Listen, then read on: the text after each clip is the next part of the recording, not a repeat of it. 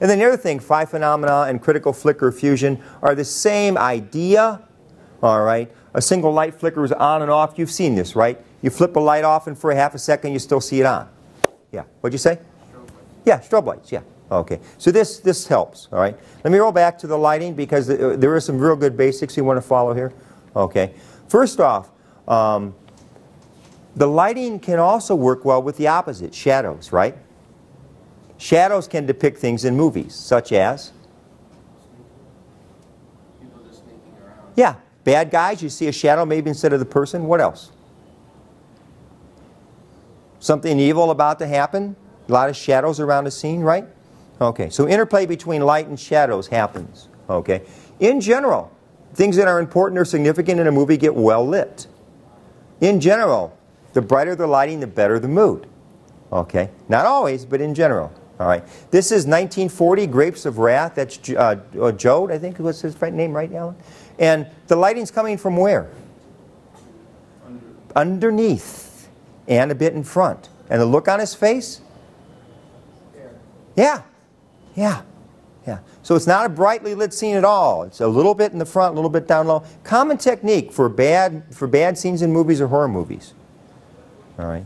How about this one? Light's coming from where? Down and left. It's actually coming a little bit down, but also from the left and the right. Okay, there's a little bit of a shadow, but not a bright shadow, right? What are they trying to say? Something's going on that's scaring this person. Yeah. Yeah, exactly. All right. Oops. All right. We'll talk more about that later on. But I want to also talk about this, and we talk about form, and we talk about light, and we talk about time and space. How many have seen the Matrix movies? How are time and space manipulated? Slowing down frames so that?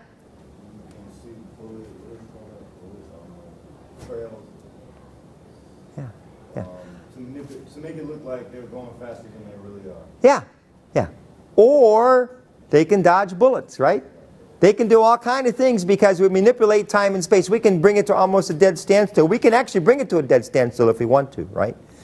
The textbook over on page 50, 51 shows movement in the Matrix, and they talk about the special effects people and the setup that they used. And you see this example right here. And what they did is using computers and individual frames shot from different angles, but much quicker in succession that you would normally see in a motion picture. They create a duality of movement, and they actually created a phrase for this called bullet time for this movie, right? Because again, if you've seen it, you see what happens, right? The bullets never hit him. You know, he's impervious to this because he sees them coming. And doesn't he actually catch them? Yeah, yeah, right. So, you know, that's how this is done with this special effect. That's a manipulation of time and space. All right? Do movies follow time and space? There's a movie that came out about 40 years ago called 3 Days of Condor. Anybody want to guess what the plot duration of that movie was? 3 days, yeah.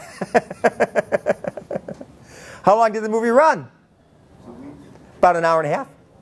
90 minutes, right? Maybe 2 hours? Right, yeah, 2 weeks. Yeah, you really had a lot of popcorn for that movie, right? Yeah. All right. But we understand that, again, there is time and space associated with movies that we see, and it's part of the art form.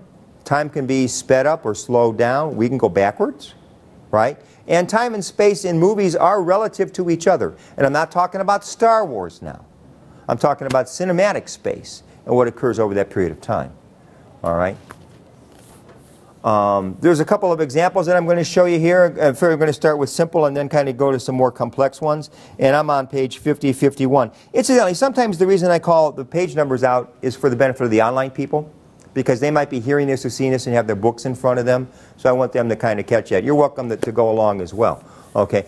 But Panofsky talks about the dynamization of space and the spatialization of time, that you can actually manipulate those to some extent. And also that we coexist in an aesthetic way with what the filmmaker is trying to get us to see on screen. Right? Can we go back 2,000 years? Well, let me put this, we can go back 100 years, right? 105 years in Back to the Future.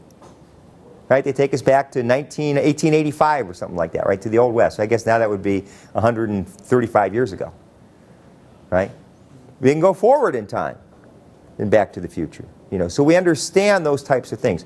Also, mediation, okay, and what that is, it's a process in which some agent or activity, an element of the movie, could be human, could be technology, move something in the story from one place to another place. What's the mediation device in Back to the Future? The DeLorean, yeah. Yeah. It's a magic car, right? If you believe in the flux capacitor and all that other stuff, right? Yeah. Yeah. Yeah. All right. Okay. A textbook shows you some simple examples from Henry V. And it's kind of interesting because they point out that this is both a theatrical production and a movie. All right. If you compare the stage version of the play to the film, it's really hard to manipulate time and space in a play, right? What happens in a play? How do they change time and space? They may change the backdrop, or the characters may talk about something happening someplace else. We just have to figure out what happened because we don't get to see it. All right. In the movie, you actually see it. Anybody seen Henry V? It's been out a little over 20 years ago. All right. But it manipulates our sense of space through the camera, and it's particularly the camera lens, right? How does that work? Come on now. Your turn. My turn. Yeah. You're the cinematographer, right? How does it work? How does the camera manipulate time and space? I would assume by the way it moves and depicts. Let's say we're going to shoot a battle scene. Okay. Help me out here. How do we shoot a battle scene in a movie? Let's say the first Lord of the Rings movie. We start with a wide shot, right? From a distance, back from a distance, we see large numbers of soldiers or morgues, right? Coming in one direction, and then what do we see? The other side, we're going to see the other side coming in the opposite direction, right? And as the battle begins, what does the camera do? It would pan in closer and get to see what? Action shots of Legolas and his arrows. Right, pick a character, right, that's in the movie, and we get close-ups of what that person is doing. All right. How long does the battle take?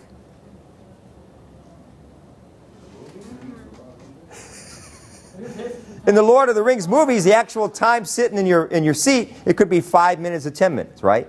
In reality, they're saying it could be hours. All right. But what I'm trying to refer to is we get time and space manipulated by the action that goes on within those movies. All right. Close-ups, centering on one or two characters in the action. Anybody seen The Patriot? Mel Gibson wiping off that enemy at the end, right? Yeah, they do that in slow motion. That whole thing takes about 4 or 5 minutes, when in reality it would have gone much quicker in an actual hand-to-hand combat situation. All right. The textbook mentions the gold rush, and it's on page 52. They talk about manipulation of space. What they're trying to convince us, and we're going to see the picture a few down, that these guys are in a cabin that's on a precipice that's about to tip over. All right. Pardon? Is this one the one where they take the gold off the train? I don't think so. I don't think it's this one. I think this one is about the actual mining. But how do we know that something's not on the level? Ha ha ha. With this cabin. Yeah, the way they shot, they just turned the camera at an angle, or else they built a floor at an angle and had their actors on there, right? All right. Look at that. You would say that cabin's in trouble, right? A little bit. All right. If these shots are in this order, what do you think? They're not taking them in order. No, I'm saying if you saw this shot first in the movie and then you see this shot next, what do you, the viewer, think? The two characters are in the cabin. Yeah, that's the expectation, right? And now? Yeah, they're going to lose it here, right? They're doing everything they can to hang on. And it looks like it's actually moved over a little bit, but it seems to be more upright, doesn't it, than it was before? Yeah. And look what's happened. Yeah. Now they're standing up, and the floor looks almost perfectly level. And then we go back to the tip in the other direction. All right. I have not seen this movie, so I can't talk a lot about it. But you can see how space and time gets changed a little bit. You know, with the shots that succeed, to say, oh, they're going to fall. No, they're not. Oops, maybe they are. All right. Some things we do when we're making movies to do this, right? We can have actions occur simultaneously. Parallel editing, like we saw in Silence of the Lamb. We can condense time. Take a 2-hour battle and make it 5 minutes. We can rearrange time, right? The most common way in a movie is a flashback, right? What's a flashback in a movie? When someone sat there and think about what happened. Or we see what happened when? When it happened before. In the past. Right. Flashback. Right? Many movies use that technique. To real complicated rearranging of time, right? I put Tarantino and Pulp Fiction up there. Why? It's completely in non-chronological order, right? What you see in the first scene doesn't match what you see in the second scene, doesn't match what you see in the third scene. Done intentionally. By design. All right? Yeah. Right, like when we were talking about the timer or whatever, in that movie also they had that briefcase that we never found out what was in it, but we knew it was something in there that was really, really, really important. Right. That could be a MacGuffin. Yeah, that's what All right? It's a very short thing, right? We don't know where it is. It may pop up later on in that movie. It may turn out to be very important. Maybe that's got a list of other people doing drugs, right? Or doing a list of things. We don't know. Okay. And then we have the whole idea of expanding time. And we're going to see an example. But you can do that either by overlap editing, where you're going to show something multiple ways, or by freezing the frame, right? Slowing things down. The textbook mentions the heist again. The robbery actually was 6 minutes long, but it takes up just a little bit less than 2 minutes of actual screen duration, time on the screen. All right? And what's going on in those 2 minutes for those of you that saw it? What's the lead character trying to do? Get information. Oh, no. He's got a serious problem on his hands. Right. What's he trying to do in those 2 minutes? Figure out what to do. No, he's trying- Who saw the movie? He's trying to get the cameras, right? So Yeah. Yeah, he's looking for where's the security video? How can I rip off the tape or to get rid of it? Yeah, because it's got my face on it. And he made that conscious decision to take that mask off, remember? Right. Okay, so now he knows he's got to either find that or live with the consequences that they're going to know who he is. His other buddies were getting more of the heist because they was already masked up. And Yeah, yeah. They're not too concerned about him by the time we get, yeah. We don't care about you, man. We got to get out of here. Yeah. All right. The Killer, anybody seen this movie? John Woo was in here. You actually see his shooting, assassinating somebody from 3 different perspectives. All one after the other after the other. He's the assassin. He's in the boat. There he is again. This is a shot from near the boat. I think it's actually the boat he's shooting at. Okay. And there's a high shot, right? A high up shot. The same thing. And you actually see these one after another in the movie. It's overlapping. All right. Then we get to the whole thing about, is a movie real? Or is it anti-real, but it's so anti-real that we buy into it as we watch it? Yeah, yeah. Do you understand how this works? And how a movie can be realistic, and it can also be anti-realistic? because they built it up. Yeah. Star Wars can't be real, can it? No. But the human drama that's in it is very real. So you both have realism and anti-realism, okay? Abstract, fantastic, speculative. Who else can think of some anti-realism movies that are very popular? Actually, Troy, which was like about the history, it's anti-real because Sure. of a lot of things that... Toy Story 1, Toy Story 2, Toy Story 3, right? Marvel, The Avengers, Captain America. I mean, do I need to go on? Right? Right? We know this isn't real, but we buy into it because we see human life in the characters. Iron Man 2? I mean, I go on and on, right? So a movie can be both, all right? I have not seen this movie, and I really don't know much about it. It's just kind of sitting here in the thing. It's Donnie Darko. Who's seen this? Can you tell me what I'm seeing here? And is it real or anti-real? Anti-real, why? Oh, is that it? He's fighting monsters? There's no such thing as monsters. Okay. But what about what he's feeling and what he's going through? Is that real? Yeah. Yeah. All right. That's what I figured. Like a real psychological condition. Yeah. Yeah. Okay. And this is something that's been going on ever since the very first people figured out how to make movies. All right. How do we measure the intensity of light? Anybody know what that's called? Not watts. Candles. Candles is one way. Yeah. Lumens. You ever hear that word lumens? Okay. The guys who did it were the Lumiere brothers. Auguste and Louis were their names. And they actually did this in the 1880s, I think. 1895, right? And what they did with their very first shots was they did everyday life and put them into movies. These are working women leaving the factory at the end of the day. All right? That was their realism, as real as it gets. That's what they were famous for. They were just called mini actualities. Now, movies developed and we figured out how to tell stories, right? By the way, this entire thing is on YouTube. It doesn't take that long to watch. I think it's about 12, 14 minutes. This is Millier and From the Earth to the Moon. He theorized 3 guys getting into, now we'd call it a spaceship or a capsule. He had it like this huge bullet, being launched from Florida. Can you imagine that? And making it to the moon. Now, he didn't come up with the story, right? Who came up with the story? No. Who wrote From the Earth to the Moon? None of you have heard of Jules Verne? 20,000 Leagues Under the Sea? Jules Verne, right? He was this master science fiction teller at the end of the 18th century. He wrote the story about it, and Millier made it a movie. And there they are landing in the moon. And I guess the moon's made of cheese, and I guess the man in the moon really didn't like it when they landed there. Right? Right, this is an actual scene from the movie. That's a shot from the actual movie. But what I'm trying to point out is this guy figured out how to put together stories and take something that was anti-real fantastic even and make a movie out of it. All right. This guy had the first enclosed area where he would actually make his movies. And what he figured out how to do was to stop the camera, change the action that the camera would see, and then start it back up again.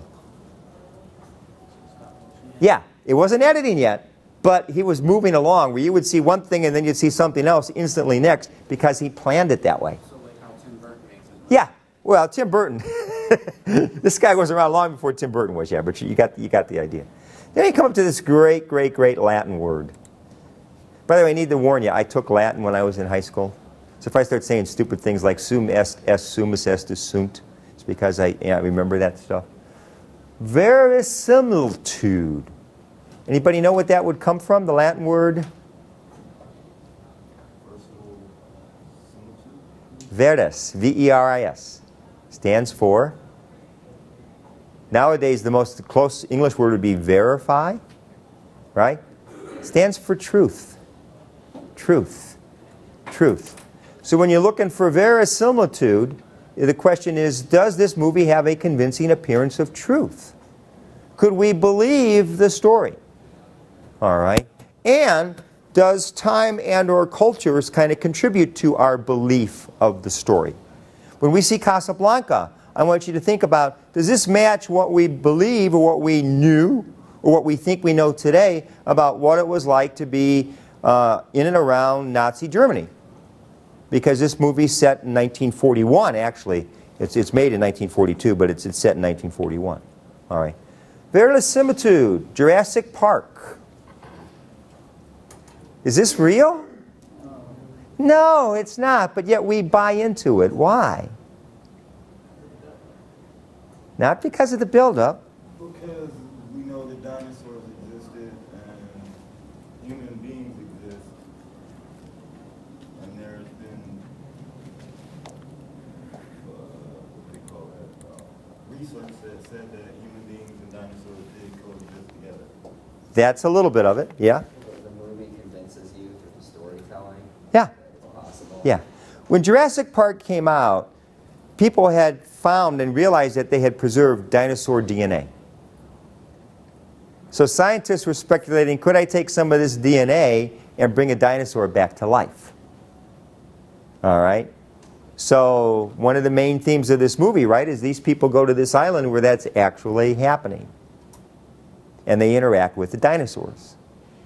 So you get to that verisimilitude by that combination. And excellent filmmaking and industrial light and magic, special effects, and the whole 9 yards, right? That'll get you there. All right. Cinematic language. The systems, methods, or conventions by which movies communicate with the viewer. Right? And there are many, many things that make up that cinematic language. We've discussed maybe about a dozen of them today, right? Light, what else? Camera, props, setting, dialogue, the types of shots that we shoot, right? Shot, reverse shot, remember? Okay. Different ways do that, okay? Conventions will do that. What does a dissolve tell us? One scene to the next, yeah, okay. And then viewers will identify with the camera's lens. What does that mean? Like they're showing a shot from the perspective of the person is sitting in the theater. Yeah, we see what the director wants us to see. If we're seeing it through the eyes of a main character, all right, for example, Saving Private Ryan, we see a lot of it like from third person, but we see a lot of it from the captain's eyes, right? Seeing what what decisions he's making, seeing what he's doing. Okay, that's part of that. And then the whole, right? All these things put together are far greater than any one little piece and part of it, right? Light, shadows, very important. Add in some music, add in a shocked look on somebody's face, add in a sound effect, right? Yeah. Yeah, yeah. All these things make up that cinematic language. All right.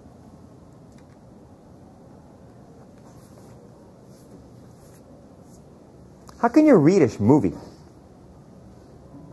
How can you read a movie? You can read a script, right? What's the text guy? What are the authors of the text referring to when they say reading a shot or a movie? What are they trying to get you to? Yeah, everything that goes into it, right? The composition and all the elements that go into it. And a lot of time the director will tell the actors or the people involved in this particular shot, here's the feeling we're trying to convey. All right? When I was talking with Jamie about her coming up to me and telling me this terrible, horrible, awful thing that had happened to her, right? What would the director tell me to act? How would he want me to look? Shocked? Interested? Very concerned, distraught. Wipe that smile off your face, John Kerezy. You don't do that in this scene.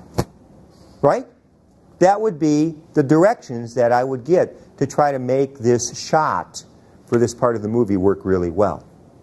Okay. And then the last bullet point, which is really important, right? The better the stuff mixes and goes together in the right context in terms of what the filmmaker's trying to make, you're going to have greater expression in that art form as it comes out. Right? Can you think of a movie that made you cry? Made you laugh? Made you feel really good at the end? Right? How did that happen? Anybody seen the Home Alone movies? Right? How do you feel at the end of those? I know you might just hate child actors, right? But the point I'm trying to make is you can't help but root for the kid, right? You can't help but feel good about the outcome of those movies. Yeah. Yeah. All right. Because of everything that's put together. All right. You can shut that off, Alan. Thank you. All done. Yeah.